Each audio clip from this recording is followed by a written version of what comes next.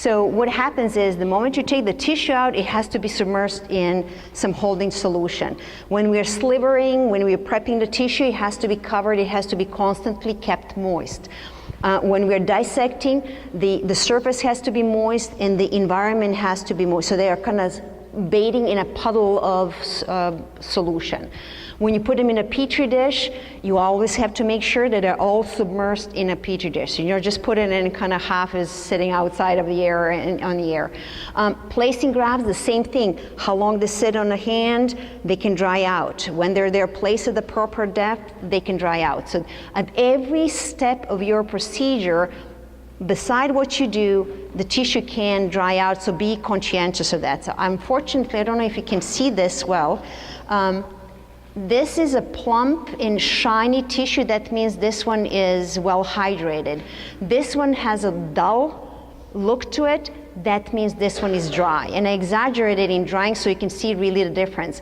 This is a moist sliver. This is a dry sliver. And remember, this is, once again, I'm showing you as much as you can see the difference, the slightly dull look to the tissue, that means it's drying out. One thing that you have to know, you can take a dry graft or a dry sliver, submerge it into the scalding solution, it plumps up, it looks good, but it's dead. So once you have a dyed plant, you can't plant it and keep watering and think that it's growing, it's dead. So this is very important to think in those terms. Then the second thing is you think about your, and now it's not advancing. You think about, you take your tissue and you put it in a chilled environment to slow down metabolism. So the ideal temperature is between 4 and 8 degrees, and the reason is that, this is not advancing. The reason is that the water is thickest at the 4 degrees, and you don't want to chill it too much because you, once again, if you start creating crystals, that means you're destroying metabolism or a cell. If it's too warm, then the activity of the cell is happening. It's continuing, so you can start a self-destructive process. So you keep it chilled. Most of the places keep it on the ice. The holding something on the ice, you cannot control the temperature. This is the device by Cole Instruments that can, that chills. What is happening here? So that you can purchase and it measures the temperature, the chilling device, and it keeps it consistent. Our office hold these, they're cooling towers, and we keep our petri dishes on cooling towers. The instruments upstairs, they're all exposed. You will be able to look into and buying, but the idea is to keep your tissue cold.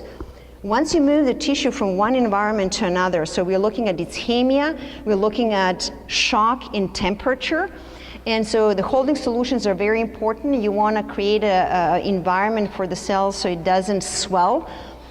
Saline solution was designed for body temperature, therefore it's not ideal holding solution for the chilled environment. Plasmolite A and hypothermosol are now emerging as the ideal holding solutions because they were designed for the chilled environment. Plasmolite A is similar in price to saline. Hypothermosol is more expensive, and I'll share later what you do with it. But the idea is these are holding solutions more often. In more offices now are using hypothermosol and plasmolite A. ATP is added, and especially, I'll explain that later, for the healing. Now we are thinking that with the lower temperature ischemia, the reperfusion injury, if you add ATP, you add additional energy to the cell and help survive better. And there's a PRP and A cell that have been probably covered in this in other presentations, and if not, I'll share later that's with you. Time out of body, think about the longer, yes? Sorry, I didn't get the name of the solution that you put Plasmolite A. Plasmolite A. Yes. And time out of body, they're studied by Dr. Biner done and showed that the longer, that study did in 2 increments, leaving the tissue outside of the body and then implanting it. And the longer it stayed outside of the body, the less survival, the percentage will decrease. And an interesting thing, talking about these holding solutions, Dr. Cooley did a study where he took the grafts, put them in hypothermosol with ATP, which is additional energy to ideal holding solution, put them in a fridge for 5 days and they survived. But in his study, what he showed is that when he put the saline and reimplanted the grafts, 0 survived. When he put the just hypothermosol, 44% of the grafts survived.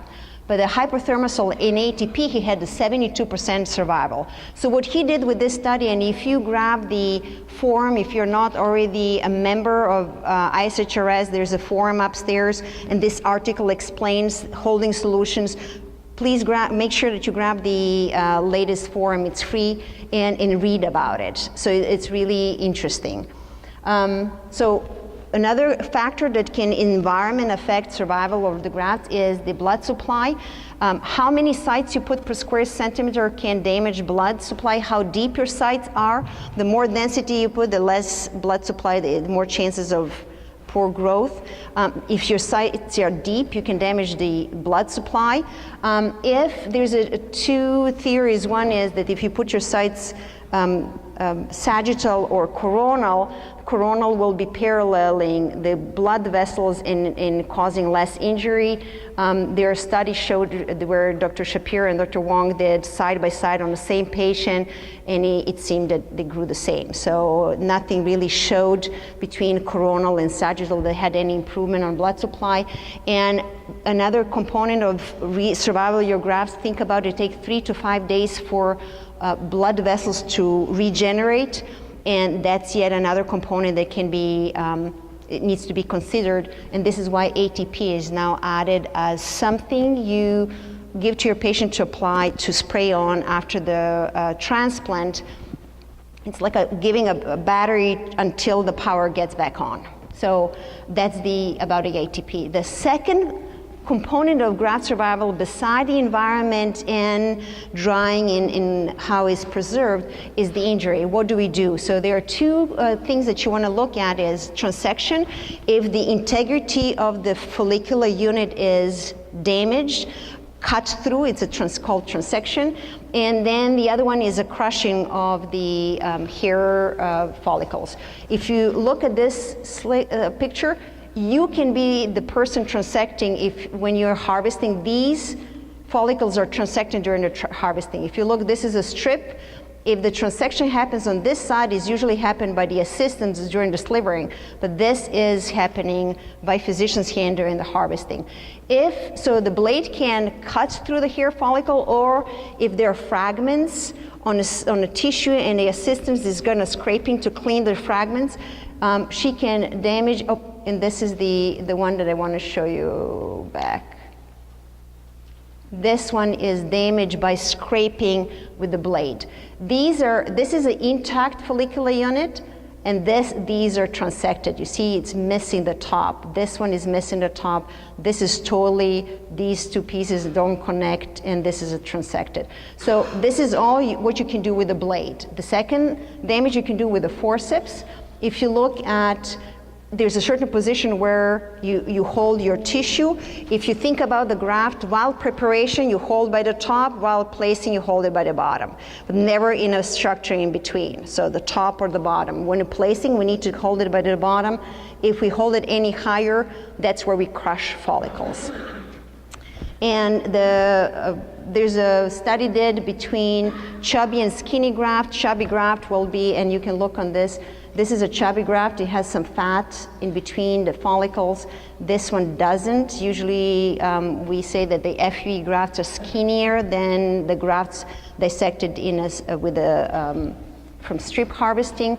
And the study then did by between Seeger and Biener showed that the chubby grafts survive better than skinny grafts. And a last thing I want to talk about is there are two regenerative types of cells that are important to look at. There are stem cells in a bulge and stem cells in a papilla. And you want to think about 2/3 rule. Either 2/3 from the bottom survived or 2/3 from the top survive. But 1/3 top, 1/3 bottom does not survive. So look, I didn't choose the best color for you to see. If you look at, if this is, I'll give you an example. You hold the graft that is a full length, and then you compare with the full length. Do I have 2/3 from the top? Do I have 2/3 from the bottom? It will survive. So if I have 2/3 from the bottom, it seems that it regenerates full thickness hair. The 2/3 from the top may not regenerate full thickness hair. It may be a finer hair. These two will not survive. Two messages for you to remember: hydrate and protect your graft. Those are the most important things. Thank you, Emina. The next